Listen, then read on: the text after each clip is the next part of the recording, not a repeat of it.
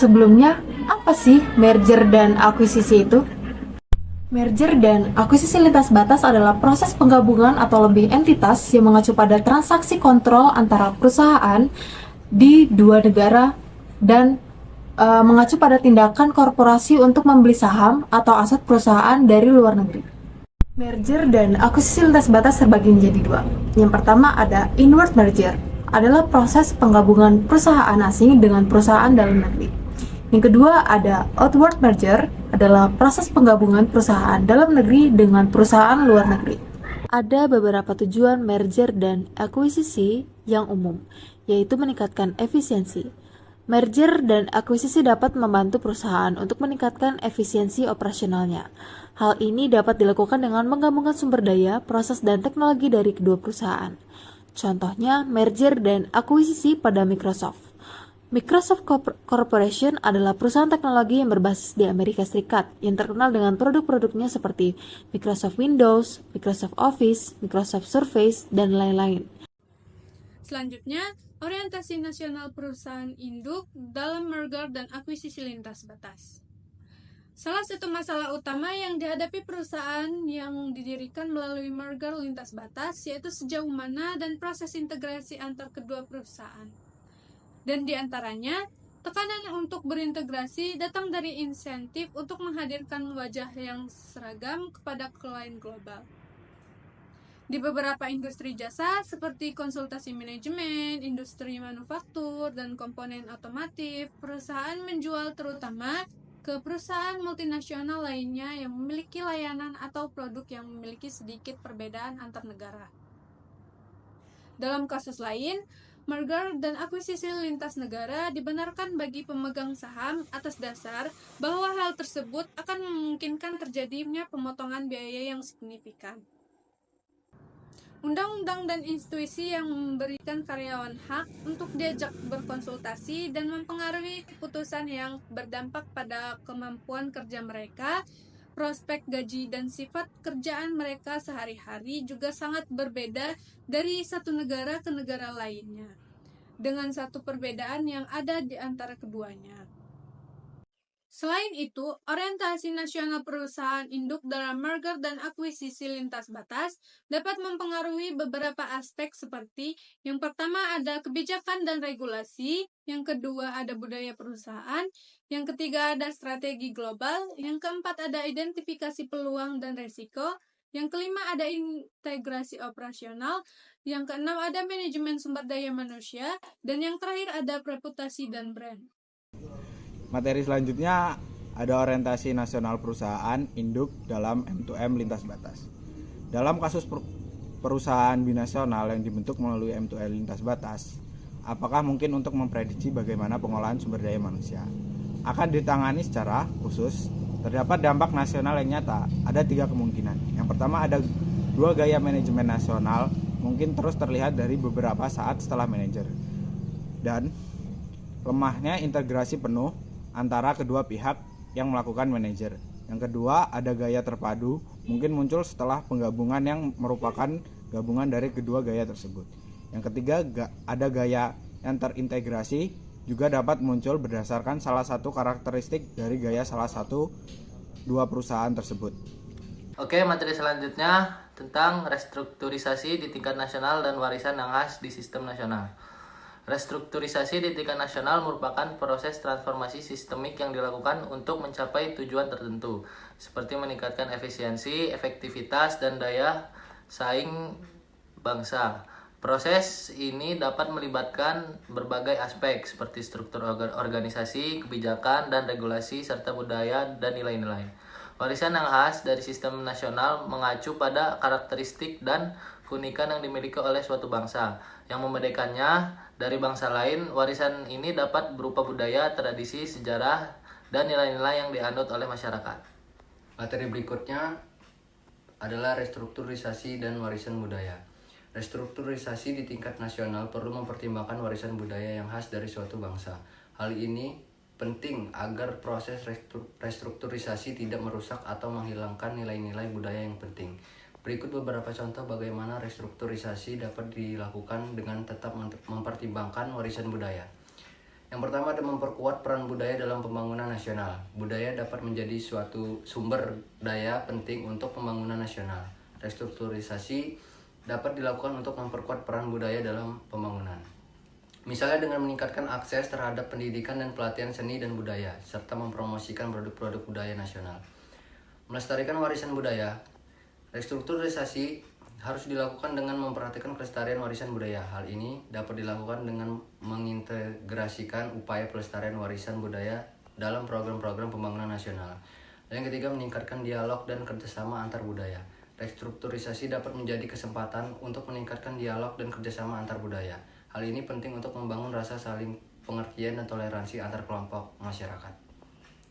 Dimensi politik dalam merger dan akuisisi lintas batas. Dalam konteks merger dan akuisisi lintas batas, penting untuk mengakui dimensi politik yang terlibat dalam proses tersebut. Banyak penekanan diberikan pada perencanaan, pedoman, dan daftar periksa untuk memastikan kesuksesan merger. Namun, penting juga untuk mengakui adanya potensi konflik internal dalam perusahaan yang muncul seiring dengan integrasi dan juga strukturisasi pasca merger. Proses merger melibatkan berbagai aktor organisasi yang memiliki kepentingan masing-masing dari hasilnya, bukan hanya hasil dari perencanaan yang rasional, tetapi juga hasil dari renegosiasi dan kompromi internal. Perspektif politik membantu memahami bahwasanya merger dan akuisisi ini melibatkan dinamika politik yang kompleks, di mana kepentingan individu dan kelompok dalam perusahaan dapat mempengaruhi arah keseluruhan perusahaan. Merger dan akuisisi lintas batas juga menciptakan operasi baru dalam sistem bisnis yang berbeda, dan perbedaan kepentingan dalam operasi-operasi tersebut dapat menciptakan konflik dan aktivitas politik.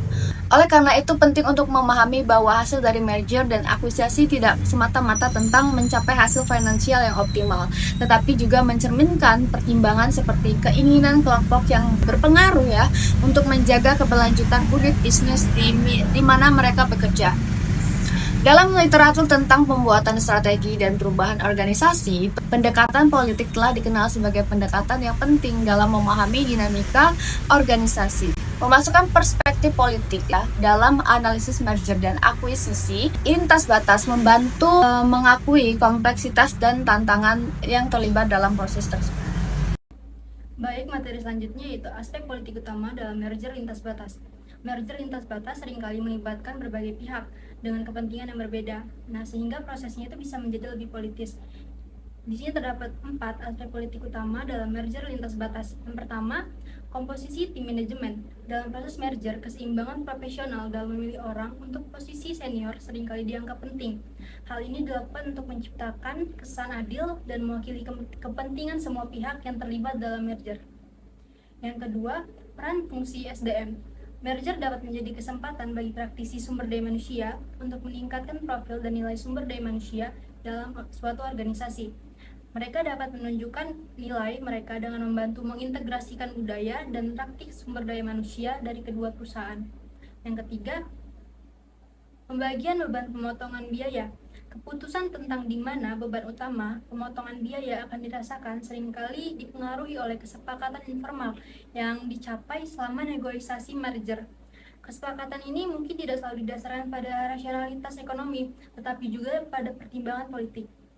Dan yang terakhir, difusi kontrol sumber daya. Pengetahuan dan keahlian tentang lembaga dan peraturan setempat dapat digunakan oleh staf di tingkat unit untuk memajukan atau melindungi kepentingan mereka sendiri. Hal ini dapat menciptakan ketegangan antara staf di tingkat unit dan manajemen senior. Baik, materi selanjutnya adalah merger dan akuisisi lintas batas dan pembelajaran organisasi. Bagian ini membahas pembelajaran organisasi dalam merger dan akuisisi lintas batas. Pertumbuhan melalui akuisisi membawa keragaman keahlian dan praktik, memungkinkan perusahaan menerima masukan baru dalam teknologi dan praktik. Transfer pengetahuan dari operasi yang diakuisisi adalah kunci dalam integrasi. Meskipun penting, bukti empiris tentang fenomena ini masih terbatas. Beberapa perusahaan berhasil menyerap praktik baru, sementara yang lain tidak. Faktor seperti perbedaan budaya dan strategi perusahaan dapat mempengaruhi proses pembelajaran. Penting untuk memahami pola dalam data dan faktor-faktor yang mempengaruhi transfer pengetahuan antar perusahaan. Penelitian mengidentifikasi faktor-faktor yang mempengaruhi transfer pengetahuan antar perusahaan dalam merger dan akuisisi lintas batas.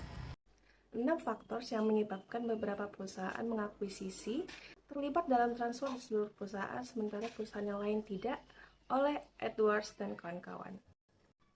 Yang pertama, motivasi akuisisi dan asumsi yang dipegang tentang sifat unik yang diakuisisi. Faktor yang membentuk sejauh mana perusahaan yang mengakuisisi belajar dari akuisisi adalah asumsi mereka tentang kualitas perusahaan yang dibeli. Terkadang, manajemen senior yang mendorong akuisisi dapat terpengaruh oleh keahlian yang dimiliki perusahaan yang dibeli. Tetapi dalam beberapa kasus, perusahaan yang diakuisisi dianggap kurang positif, terutama jika sistem nasionalnya dianggap negatif. Yang kedua, model yang terpusat pada perusahaan yang mengakuisisi. Faktor kedua yang mempengaruhi pembelajaran dari akuisisi adalah pendekatan terpusat perusahaan induk dalam mengelola tenaga kerja internasionalnya. Pendekatan etnosentris ini melibatkan kebijakan dan praktik SDM yang diterapkan secara terpusat dari kantor pusat, termasuk penghematan biaya melalui rasionalisasi unit-unit yang diakuisisi. Namun, pendekatan ini dapat menghambat pembelajaran dari anak perusahaan baru karena kurang menghargai cara-cara lain dalam melakukan sesuatu. Meskipun sentralisasi memiliki manfaat, tetapi kasus ini menunjukkan bahwa pendekatan terpusat semacam itu dapat menghalangi pembelajaran dari organisasi yang baru diakuisisi. Contoh penerapan dari faktor kedua ini adalah US Industrial mengakuisisi perusahaan Inggris dengan motivasi pertumbuhan ke arah bisnis baru. Namun, perusahaan tersebut cenderung menerapkan struktur dan budaya perusahaan induk pada organisasi yang diakuisisi. Selanjutnya yang ketiga, kurangnya pendekatan strategis terhadap akuisisi. Faktor ketiga yang mempengaruhi pembelajaran dari akuisisi yaitu strategi yang disengaja dalam mengintegrasi praktik atau keahlian dari perusahaan yang diakuisisi. Beberapa perusahaan mengadopsi pendekatan ini untuk memanfaatkan operasi yang diakuisisi di bagian lain perusahaan. Namun, di perusahaan New Balance Finance, tidak ada pendekatan strategis yang jelas dalam mengintegrasi akuisisi mereka. Mereka melakukan berbagai akuisisi dengan irasahan yang meningkat tajam tanpa rencana koheren untuk pertumbuhan mereka. Karena jumlah akuisisi yang cepat, mereka kehilangan kesempatan untuk belajar dari entitas baru yang diakuisisi. Studi kasus ini menyoroti pentingnya pendekatan yang disengaja untuk pembelajaran dari akuisisi, termasuk pembentukan saluran transfer pengetahuan yang efektif. Selanjutnya yaitu materi keempat, resistensi utama terhadap unit-unit yang diambil alih yang memimpin mengembangkan kebijakan. Faktor keempat berkaitan dengan keterbukaan untuk belajar dari unit-unit yang diperoleh dari pihak yang berada di pusat perusahaan. Dalam kasus Interserve, pesan untuk menghargai dinamisme dan pendekatan inovatif perusahaan Inggris tidak diimbangi dengan sikap banyak orang dalam fungsi SDM di kantor pusat perusahaan. Responden di Inggris menggambarkan perusahaan induk memiliki sistem SDM yang kuno, tim yang mengandalkan pendekatan birokrasi dan bahkan tidak terlibat dalam akuisisi.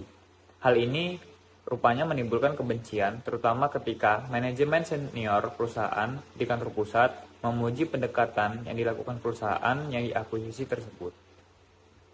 Selanjutnya materi yang kelima, sifat terletak dari sejumlah pengetahuan dan keahlian. Tantangan lebih lanjut yang harus dihadapi dalam menggunakan pengetahuan dan praktik di seluruh unit bisnis di perusahaan yang telah berkembang melalui akuisisi adalah bahwa sebagian dari pengetahuan dan praktik tersebut akan dikembangkan dalam konteks yang berbeda dan mungkin tidak mudah ditransfer ke lingkungan yang berbeda. Hal ini memungkinkan besar terjadi dalam M&I internasional karena faktor budaya dan kelembagaan perbedaan antar negara. Sifat keahlian yang terlihat jelas dalam kasus penyembuhan euro. Kesepakatan yang dimaksud dimotivasi oleh perolehan pengetahuan, sebuah akuisisi dalam potensi dan masa depan mereka. Namun pada tingkat yang tinggi, pengetahuan itu ada terletak di tempat yang tidak mudah dipindahkan ke berbagai lokasi. Selanjutnya, ada mengadopsi pendekatan bertahap untuk mengakses keahlian di unit yang diakuisisi. Tantangan yang dihadapi dalam mempelajari dari akuisisi internasional tercermin dalam kasus Eurocure. Dalam proses integrasi pasca akuisisi, ada bahaya mengakses pengetahuan dan keahlian unit yang diakuisisi dengan terlalu bersemangat, yang bisa mengakibatkan kehilangan peluang dan sia-sia, sebagaimana diungkapkan oleh salah satu responden. Ada kekhawatiran bahwa pendekatan ini bisa merusak nilai akuisisi, seperti merobek mainan baru dan menghancurkannya. Namun dalam kasus Global Drug, perusahaan telah mengalami sejumlah akuisisi dan memiliki rencana yang terstruktur untuk integrasi, di mana SDM memiliki peran kunci dalam mempengaruhi pendekatan akuisisi, termasuk pemilihan target akuisisi.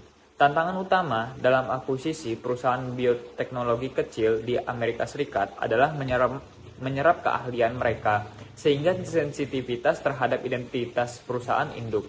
Teknologi yang berbeda dari unit yang diakuisisi menambah kompleksitas dalam pembelajaran, mengharuskan perusahaan induk untuk mengirim kelompok pengintai untuk memahami dengan hati-hati. Karyawan yang diakuisisi percaya bahwa perusahaan induk mungkin menghilangkan kekhasan mereka untuk meyakinkan mereka beberapa pengecualian terhadap kebijakan perusahaan diizinkan, termasuk simbol kemandirian seperti kafeteria gratis. Tantangan selanjutnya adalah menentukan kapan transfer pengetahuan telah berhasil. Oleh karena itu, pendekatan bertahap dalam mengekspresi pengetahuan dari unit yang diakuisisi menjadi sangat penting dalam mencapai kesuksesan dalam akuisisi atau merger. Kesimpulan materi dalam bab ini yaitu menjelaskan bahwa tingkat dan bentuk integrasi dalam merger lintas batas akan dibentuk oleh sistem bisnis nasional dan ciri-ciri khusus dari perusahaan tersebut. Proses integrasi, rekonstruksi, dan pembelajaran bersifat politis.